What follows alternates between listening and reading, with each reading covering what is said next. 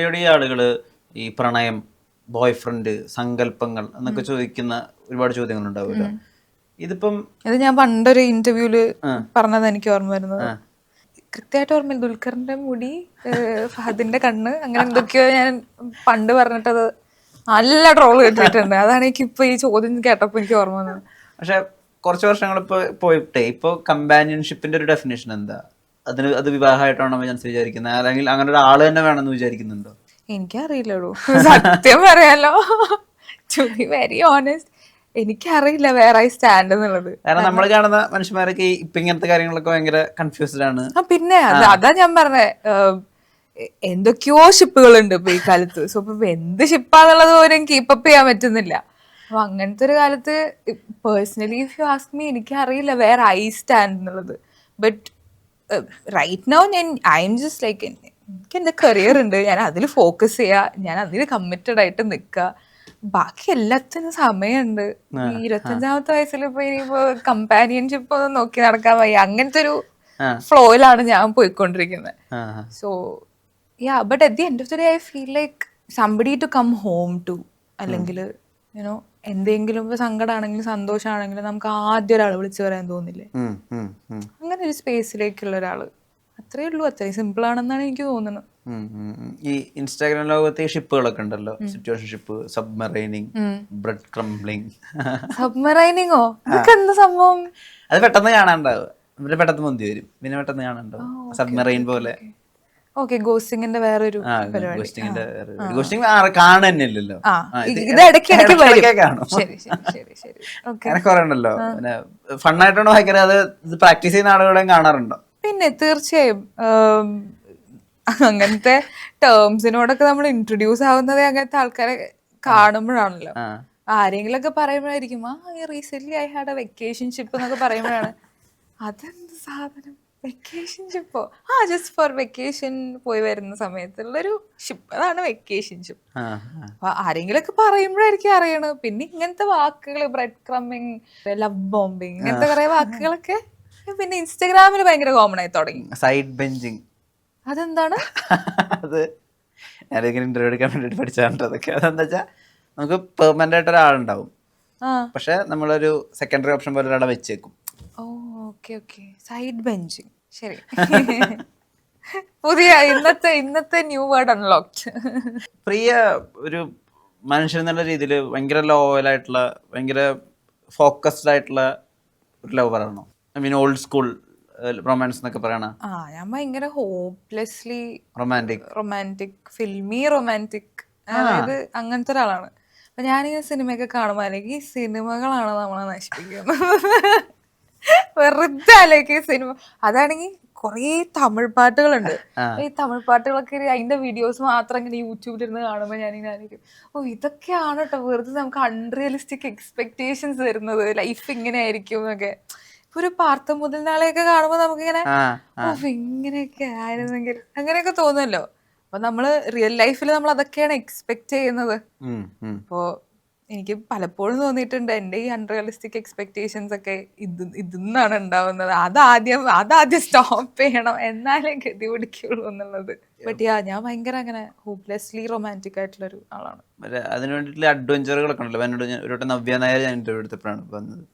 നവ്യ നായർ ഭയങ്കര അഡ്വഞ്ചറസ് ആയിട്ട് പ്രണയിച്ചിരുന്ന ഒരാളായിരുന്നു അത്ര. അപ്പൊ അവർ പ്രണയിച്ചിരുന്ന ആളോ അതുപോലെയായിരുന്നു. എൻ്റെ അയാൾ ചെയ്തതെന്ന് വെച്ചാൽ അവരുടെ ഒരു വയസ്സ്, ഒരു 21, എന്നോട് പ്രായം പറഞ്ഞിട്ടില്ല, 21 21ാമത്തെ ബർത്ത്ഡേക്ക് 21 ഗിഫ്റ്റാണ്, 21 ബാഗ്, 21 ചെരുപ്പ്, 21 അങ്ങനെയാണ്, 21 വാച്ചസ്, അങ്ങനെയാണ്. അത്രയും അഡ്വഞ്ചറസ് ആയിട്ടുള്ള ഒരു ലെവലിലേക്കൊക്കെ പ്രിയ പോയിട്ടുണ്ടോ? എനിക്ക് ഇങ്ങോട്ട് അത്ര അഡ്വഞ്ചറസ് ആയിട്ടൊന്നും കിട്ടിയിട്ടില്ല, പക്ഷെ ഞാൻ അങ്ങോട്ട് ഇതുപോലെ കുറെ അഡ്വഞ്ചർ കാണിച്ചിട്ടുണ്ട് ഇൻ ലൈഫ്. അതാ ഞാൻ പറഞ്ഞത്, ഞാൻ ഇതുപോലെ ഇങ്ങനെ ഒരു പ്രേമിക്കുമ്പോ ഞാനൊരു മണ്ടിയാണ്. സോ ഈ പറയുന്ന ഇപ്പൊ ഇന്റർവ്യൂവിൽ സംസാരിക്കുമ്പോ ചിലപ്പോ നമുക്കിങ്ങനെ തുറന്നു പറയാൻ പറ്റില്ല. അല്ല, സംസാരിക്കുമ്പോ ആൾക്കാർ വിചാരിക്കുമ്പോ ഭയങ്കര ഇന്റലക്ച്വൽ ആയിട്ടുള്ള ഒരു കുട്ടിയാണ്, ഭയങ്കര സ്മാർട്ട് ആയിട്ടാണല്ലോ സംസാരിക്കുന്നത്. അങ്ങനെ ഒരു ധാരണയുണ്ട് കേട്ടോ, അങ്ങനെ ഒരു ധാരണയുണ്ട് പ്രിയെ പറ്റി, അതറിയില്ലേ? ഭയങ്കര കണ്ടന്റ് ഓറിയന്റഡ് ആയിട്ട് സംസാരിക്കുന്ന, ഭയങ്കര ഇന്റലക്ച്വൽ ആയിട്ടുള്ള ഒരാളാണെന്ന് ധാരണയുണ്ട്. അങ്ങനെ എല്ലാ എന്താ പറയാ, ഓൾ ഏരിയാസ് ഓഫ് ലൈഫിൽ നമുക്ക് അങ്ങനെ തോന്നും. പക്ഷെ ലവ് എന്ന് പറയുന്ന അല്ലെങ്കിൽ പ്രേമം എന്ന് പറയുന്ന ഒരു അവസ്ഥയിലേക്ക് എത്തുമ്പോൾ ഞാൻ വെറും ഒരു മണ്ടിയാണ്. സോ എൻ്റെ അടുത്ത് കൂട്ടുകാരൊക്കെ ചോദിക്കുകയും ചെയ്യും, നിനക്ക് എല്ലാ കാര്യത്തിലും നല്ല ബോധം ഉണ്ടല്ലോ, എന്താ ഈ കാര്യത്തിൽ വരുമ്പോൾ മാത്രം ഇല്ലാത്തത് എന്ന് ചോദിക്കും. ഞാൻ അങ്ങനെയാണ്. അപ്പൊ അതുകൊണ്ട് തന്നെ ഞാൻ അങ്ങനെ കുറെ അഡ്വഞ്ചർ അങ്ങോട്ട് ഗിവിങ് അഡ്വഞ്ചറിൽ. ഈ ചോയ്സ് ഓഫ് ബുക്സിലും റൊമാൻസ് ഒക്കെ ഉണ്ടായിരുന്നോ? അതേ ഉണ്ടായിരുന്നുള്ളൂ ഒരു കാലത്ത്. ഈ ചേതൻ ഭഗത് ലൈനാണോ അതോ ചേതൻ ഭഗത്, പ്രീതി ഷെനോയ്, ദർജോയ് ദത്ത, രവീന്ദർ സിംഗ്, ഇവരൊക്കെ ആയിരുന്നു കംപ്ലീറ്റ് സ്കൂൾ ടൈമില് വായിക്കുന്ന ബുക്സ് എന്ന് പറഞ്ഞാൽ ഇവരുടെയൊക്കെ ബുക്സ് മാത്രമാണ്. വേറെ ഒന്നും വായിച്ചിരുന്നില്ല. അതൊക്കെ വായിച്ചതിന് ഒക്കെ പകരമായിട്ട് ഞാൻ ഇപ്പൊ വായിക്കുന്നത് മൊത്തം സെൽഫ് ഹെൽപ്പ് ബുക്സ് ആണ്. കാരണം ഇപ്പം എന്താ പറയാ, സെൽഫ് ഹെൽപ്പ് എന്ന് പറഞ്ഞിട്ടൊരു കാറ്റഗറി ഉണ്ടല്ലോ. ഈ റൊമാൻസ് ഒക്കെ വായിച്ച് അവസാനം ചെവിയിലൊരു ചെമ്പരത്തി വെക്കേണ്ട അവസ്ഥയാകുമ്പോ നമ്മള് നൈസ് സെൽഫ് ഹെൽപ്പിലോട്ട് തിരിയുമല്ലോ. ഇപ്പൊ വായിക്കുന്നത് ഫുൾ സെൽഫ് ഹെൽപ്പാണ്. അതായത് ദ മൗണ്ടൻ ഇസ് യു അങ്ങനത്തെ ബുക്സ് ഒക്കെ വായിക്കും. അറ്റോമിക് ഹാബിറ്റ്സ് ഇങ്ങനത്തെ ബുക്സ് ഒക്കെ വായിച്ചിട്ട് എന്നെ തന്നെ നന്നാക്കാൻ ഇങ്ങനെ നോക്കിക്കൊണ്ടിരിക്കുകയാണ്. ഹാബിറ്റ് സ്റ്റാക്കിംഗ് എന്ന് പറഞ്ഞിട്ടൊരു പരിപാടി അതിൽ പറയുന്നത്, അതെനിക്ക് ഭയങ്കരമായിട്ട് ഇഷ്ടപ്പെട്ടു. അത് വർക്ക് ആവുന്നുണ്ട്. ഒന്നുമില്ല, ഇപ്പൊ നമുക്ക് എന്തെങ്കിലും ഒരു കാര്യം, ബേസിക് ആയിട്ടുള്ള കാര്യങ്ങളാണെങ്കിൽ നമുക്ക് ചെയ്യാൻ മടി തോന്നുന്ന ഒരു കാര്യത്തിന് പല സ്റ്റേജസ് നമ്മളത് സ്റ്റാക്ക് ചെയ്ത് കൊണ്ടുവന്നു കഴിഞ്ഞാൽ, അതായത് ഈ കാര്യം ചെയ്ത് കഴിഞ്ഞാൽ നമ്മൾ ആ കാര്യം ചെയ്യും എന്നുള്ളത് അങ്ങനെ സ്റ്റാക്ക് ചെയ്ത് കൊണ്ടുവന്നു കഴിഞ്ഞാൽ അത് ചെയ്യാൻ എളുപ്പമാവും എന്നുള്ളത്. സോ അങ്ങനത്തെ കുറച്ച് മൈന്യൂട്ട് ആയിട്ടുള്ള കാര്യങ്ങൾ. ഇപ്പം ഹാബിറ്റ്സ് എന്ന് പറയുകയാണെങ്കിൽ ഇപ്പൊ നമ്മൾ ഇന്ന ടൈം ഓഫ് ദ ഡേയിൽ നമ്മൾ ഇന്ന കാര്യം ചെയ്യും എന്നുള്ളത് നമ്മൾ അങ്ങനെയെങ്കിലും നമ്മൾ സ്കെഡ്യൂൾ ചെയ്ത് വെച്ച് കഴിഞ്ഞാൽ അത് ചെയ്യും എന്നുള്ളതാണ്. അതല്ലാതെ നമ്മളിപ്പോ ഒരു ദിവസത്തിൽ ഞാൻ ഇന്ന് എനിക്ക് ബുക്ക് വായിക്കണം എന്നുള്ളത് ഞാൻ ആലോചിച്ചുകൊണ്ട് മാത്രം കാര്യമില്ല. അപ്പൊ ഞാൻ ആലോചിക്കണം ഇന്ന് രാത്രി 9 മണിയാകുമ്പോൾ ഞാൻ ബുക്ക് വായിക്കണം. അത് ആലോചിക്കുമ്പോൾ ചിലപ്പോൾ അത് നടക്കും. There's more probability of it happening because you've scheduled it.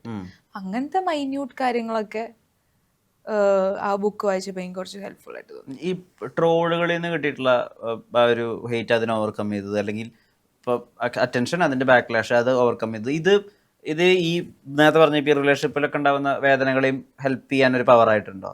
ട്രോളുകളോ? അതിപ്പോ ട്രോള് കിട്ടുന്നു, അത് കാണുന്ന ഒരു വിഷമം വരുന്നു, അത് പിന്നെ നമ്മളത് മറക്കുന്നു. ഇത് വേറൊരു രീതിയിൽ ഇങ്ങനെ ഫ്യൂൽ ആവും. അതായത് അങ്ങനെ ഒരു കാര്യം നടന്നു, സാറില് നമ്മള് എത്രയോ കണ്ടിരിക്കണു, അങ്ങനെ അങ്ങനൊന്നുമില്ല. അതൊന്നും വർക്കാവില്ല. പ്രൊഫഷണൽ ലൈഫില് നമ്മൾ എന്തൊക്കെ മലമറിച്ചാലും ശരി, പേഴ്സണൽ ലൈഫിലോട്ട് വരുമ്പോ ഇതൊന്നും വർക്കാവില്ല. അതായത് ഈ പറയുന്ന പോലെ നമ്മളിരുന്ന് മോങ്ങുമ്പോ നമ്മൾ ആലോചിക്കുന്നുണ്ടോ, ഞാൻ പ്രിയവരല്ലേ, ഞാൻ എന്തിനു പോകുന്നു, ഇത് നമ്മൾ ആലോചിക്കില്ലല്ലോ. അതിനിപ്പോ ഒരു എന്താ പറയാ, ഷാറുഖ് ഖാൻ ആണെങ്കിലും അവരിരുന്ന് കരയുമ്പോ ഞാൻ ഷാറുഖ് ഖാനല്ലേ, ഞാൻ എന്തിനു കരയണം എന്ന് ആലോചിക്കില്ലല്ലോ. നമ്മുടെ ചുറ്റുള്ള ആൾക്കാരാണ് you know kind of help you to kind of remember who you are എന്നുള്ളത്. അപ്പൊ ഈ പറയുന്ന പോലെ sometimes you get lost in it. ഭയങ്കര ആ ജേർണിയിൽ അങ്ങോട്ട് ലോസ്റ്റ് ആയി കഴിയുമ്പോഴാണ് people around you remind you that നീ ഇന്ന ആളല്ലേ, നീ ഇത്ര സ്ട്രോങ് അല്ലേ, നീ ഇത്ര കാര്യങ്ങൾ ഫേസ് ചെയ്തിട്ടുള്ളതല്ലേ ലൈഫില്, ഇതൊക്കെ ഒരു പ്രശ്നമാണോ എന്നുള്ളത് നമ്മളതൊന്നും ആലോചിക്കില്ലല്ലോ. നമുക്ക് അപ്പൊ പോയത് പോയി, നമ്മളപ്പോ ഇരുന്ന് കരയാന്നുള്ള അവസ്ഥയാണല്ലോ. അപ്പോൾ I feel like family and friends they kind of remind you that you know നമ്മൾ ഇത്രയും കാര്യത്തിലൂടെ കടന്നു പോയിട്ടുണ്ട്, so this is not that bad എന്നുള്ളത്. എനിക്കറിയാം ആക്ടേഴ്സ് പേഴ്സണലി ഇൻസ്പിറേഷൻ കിട്ടാൻ വേണ്ടിയിട്ട് ഇപ്പം ഷാറുഖ് ഖാന്റെ പ്രസംഗങ്ങൾ കേൾക്കുന്ന ആക്ടേഴ്സ് ഉണ്ട്, അല്ലെങ്കിൽ ഇന്റർവ്യൂസ് കാണുന്ന ആളുകളുണ്ട്. ആസിഫ്ക്കൊക്കെ ഇപ്പോഴും നെടുപടി വേണുവിൻ്റെ ഒക്കെ ഇന്റർവ്യൂ കണ്ടിട്ട് അതിൽ നിന്ന് പിക്ക് ചെയ്യാൻ നോക്കുന്ന അത്രയും ക്യൂരിയസ് ആയിട്ടുള്ള ആക്ടറാണ്. പ്രിയയ്ക്ക് അങ്ങനെ ഒരു സൈഡുണ്ടോ, ഒരു ഇൻസ്പിറേഷന് വേണ്ടിയിട്ടോ അല്ലെങ്കിൽ സ്റ്റഡി മെറ്റീരിയൽ എന്നുള്ള രീതിയിലോ ആരെങ്കിലും ഇന്റർവ്യൂസ് ഫോളോ ചെയ്യോ? ഇല്ല, ആക്ച്വലി ഞാൻ അങ്ങനെ ഭയങ്കര തറലി ഫോളോ ചെയ്യുന്ന, ഈ പറഞ്ഞ പോലെ ഒന്നാമത് സോഷ്യൽസിലുള്ള ടൈമേ ഭയങ്കര ലിമിറ്റഡ് ആണ്. പിന്നെ ഈ പറയുന്ന പോലെ ആരെങ്കിലൊക്കെ റെക്കമെൻഡ് ചെയ്യുന്ന ഏതെങ്കിലും ഇന്റർവ്യൂസോ ഏതെങ്കിലും റൗണ്ട് ടേബിൾസോ അത് കണ്ടിരിക്കേണ്ടതായിട്ടുള്ളത് അങ്ങനെയൊക്കെ ആരെങ്കിലും പറയുമ്പോൾ ഞാൻ അത് പോയി കാണും എന്നല്ലാതെ അങ്ങനെ ഭയങ്കര തറവായിട്ട് ഫോളോ ചെയ്യുന്ന അതൊന്നുമില്ല. ഈ മാനിഫെസ്റ്റേഷന് വേണ്ടിയിട്ടൊക്കെ സംസാരിച്ചിട്ടുണ്ട് മുമ്പ്. ഇപ്പോഴും അത് വർക്ക് ആവുന്നുണ്ടോ? യൂണിവേഴ്സിനോട് ചോദിച്ചതൊക്കെ കിട്ടുന്നുണ്ടോ? ചോദിച്ചുകൊണ്ടിരിക്കുന്നുണ്ട്. എനിക്ക് തോന്നുന്നു ഇറ്റ് ഈസ് സംവെയർ ഹാപ്പനിങ്. എനിക്കങ്ങനെ എന്താ പറയാ, ഞാൻ കുറച്ച് സ്പിരിച്വൽ ആയിട്ടുള്ള ഒരാളാണ്.